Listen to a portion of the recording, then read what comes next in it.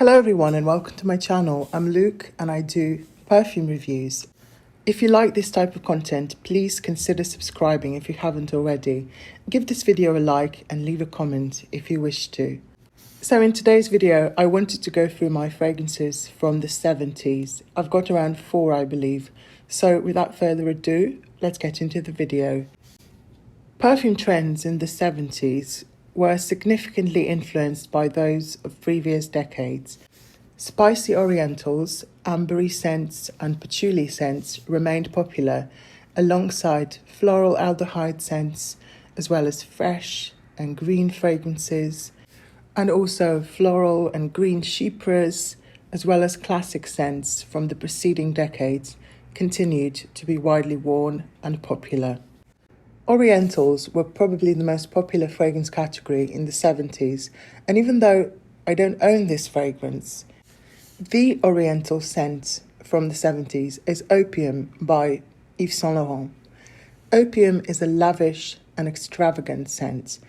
The name caused a scandal when it came out, but the marketing behind it was immensely successful because it's become a classic.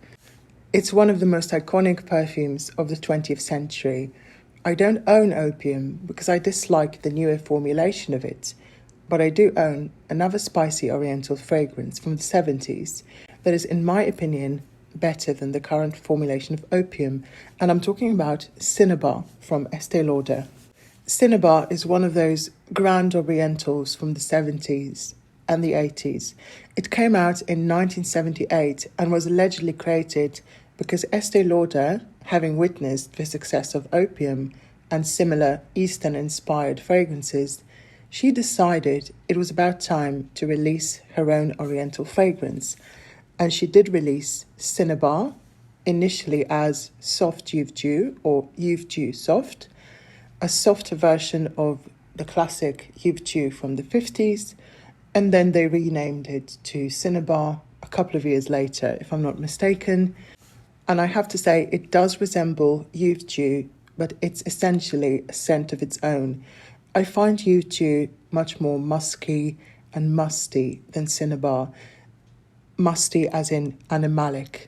Cinnabar is slightly more fruity, it's got peach and orange in the top notes, so it's slightly more uplifting than Yves Dieu, but it's still a very heavy, spiced Oriental scent. The perfumers behind it were Bernard Chant and Joséphine Catapanon, who also created Yves Dieu, while Chant created many other famous classics like Cabochard, Aramis, Estée Lauder, Azuré, among others. In all honesty, I didn't love Cinnabar when I first tried the new formula a couple of years ago, but I decided to give it another try because a very kind subscriber of mine recommended it to me, and I must say I'm very glad that she did because I absolutely love it. I bought it in December, and I have to say this is just the perfect, rich, opulent and spicy Oriental scent for cold weather. I wouldn't wear this in the summer, and I don't really do seasons when it comes to fragrances, but Cinnabar is definitely one that I wouldn't wear in the summer just because it's way too heavy and too spicy, too Oriental. Okay, let's go over the notes and main accords. The version that I have has fewer notes than the old version, but I believe the note breakdown for the new version is incomplete. The Estée Lauder website says that the notes are jasmine, orange flower, tangerine, clove, muguet, which is lily of the valley, lily, olibanum, sandalwood and patchouli.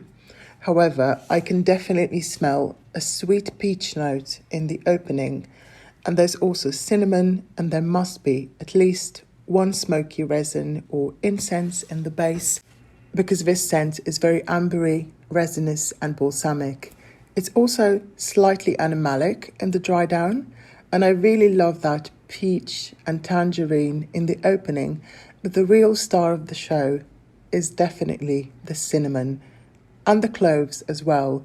This is a very heavy clove cinnamon scent with some peach and amber, to put it simply. I also get some florals, but this is definitely not a floral scent. It's an amber spicy scent, and it's also very linear on my skin. It doesn't really change a lot on my skin. Once that sweet peachy opening goes away, you're left with that spicy ambery base, which stays on you all day long. In terms of performance, the new Cinnabar is not quite as beast mode as the older version, but it's still very powerful. I usually do around 5 sprays. Cinnabar is the sort of fragrance that you spray on and you just don't forget about it. I can smell it on myself all day long, so the performance is incredible. So that was Cinnabar from Estée Lauder. The next fragrance is also from Estée Lauder, and I'm talking about White Linen from 1978. This is a Sophia Groisman creation, and it's a timeless classic. Many people love it, many people hate it.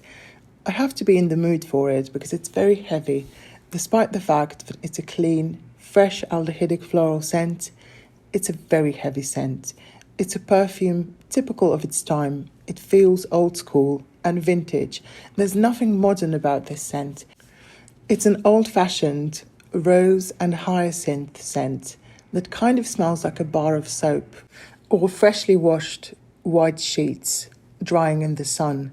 It opens with a ton of aldehydes and a bitter, soapy hyacinth note, a spicy carnation, and of course, the rose. In the base, you get some oak moss, cedar, vetiver, amber, and honey, which makes it slightly sweet. The dry down is much nicer than the opening, in my opinion, and even though you might think this becomes an ambery scent when it dries down, it does not.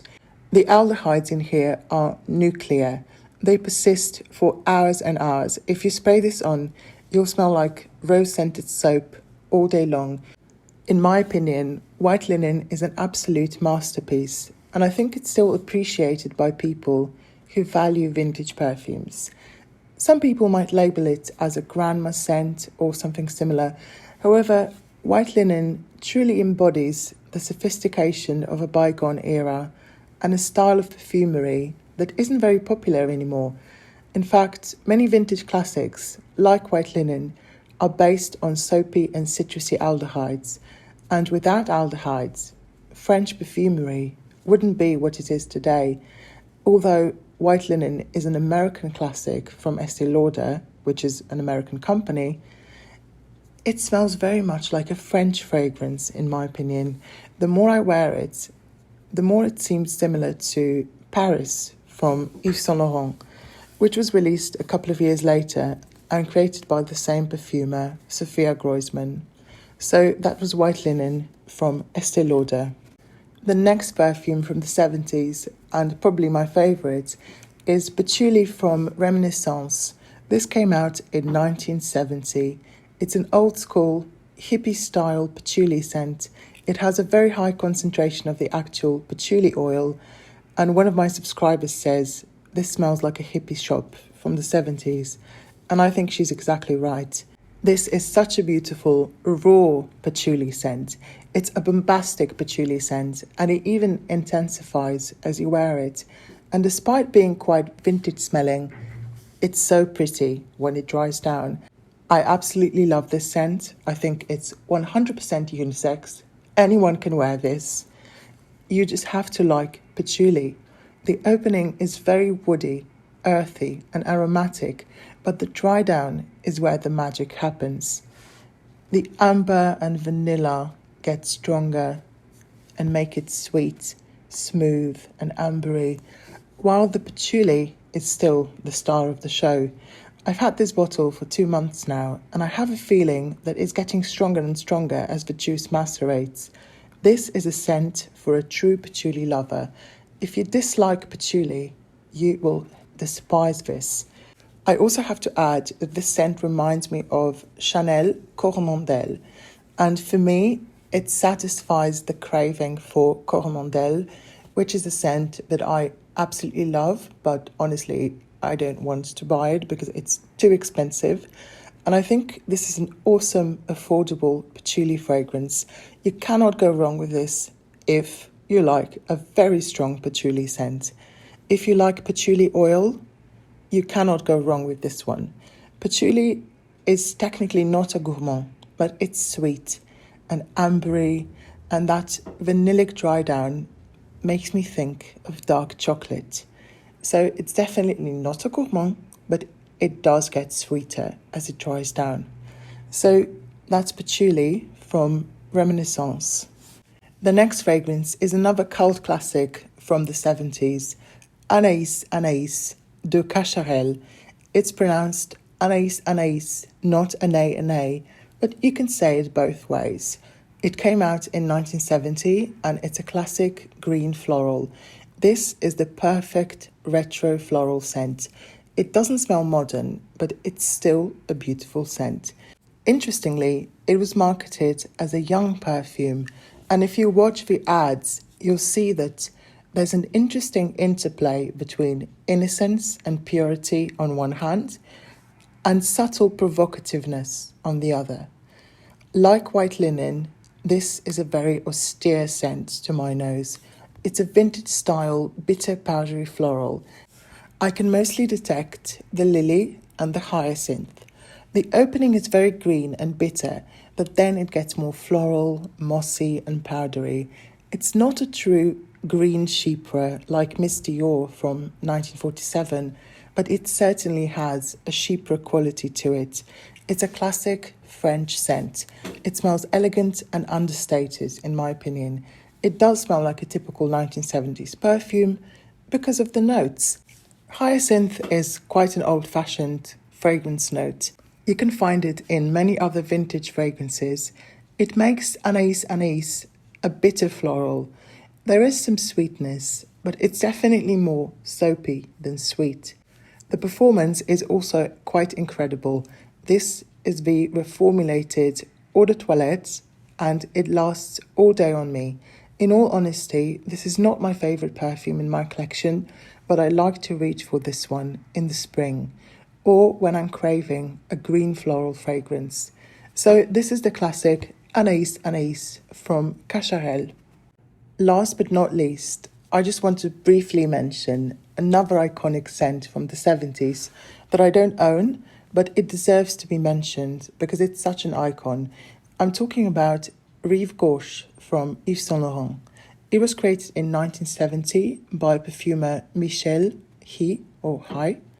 Rive Gauche means the left bank, so the left bank of the river Seine in Paris, which is the more artistic, bohemian part of Paris.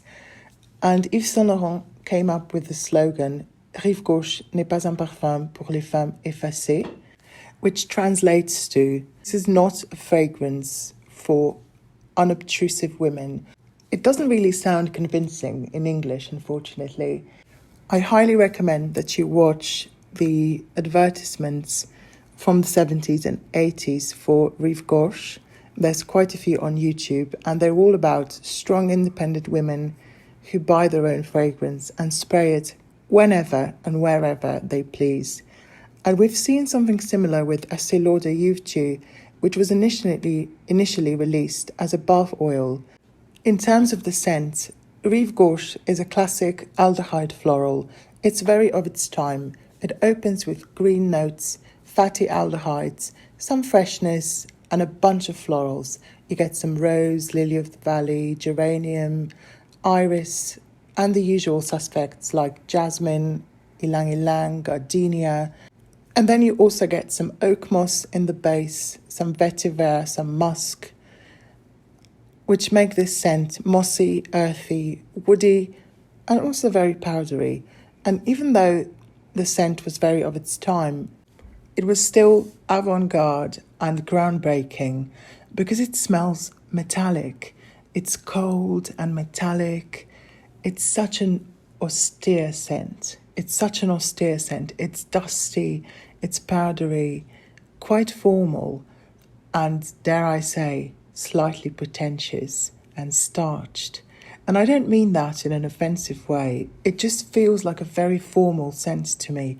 The person who wears this is someone who's very aloof and reserved, but not entirely unapproachable, because there is some sweetness in there. But this is a very cold and metallic scent. and it's a masterpiece in my opinion. I don't think I've ever smelt anything like it. I'm not the biggest fan of the packaging, but Rive Gauche is certainly an iconic scent from the 70s, and this video wouldn't be complete if I didn't talk about it. And just as a curiosity, if anyone knows a British actress and journalist, Joanna Lumley, this is her signature scent, and I think it suits her personality to a T. She played Patsy in Absolutely Fabulous. So that was Rive Gauche from Yves Saint Laurent. So those were all the 70s fragrances that I have in my collection. I will put a few more honourable mentions in the description of this video. Let me know what 70s fragrances you like, what 70s fragrances you have in your collection, and let's chat in the comments. Thank you so much for watching, and I really hope to see you in one of my next videos. Bye.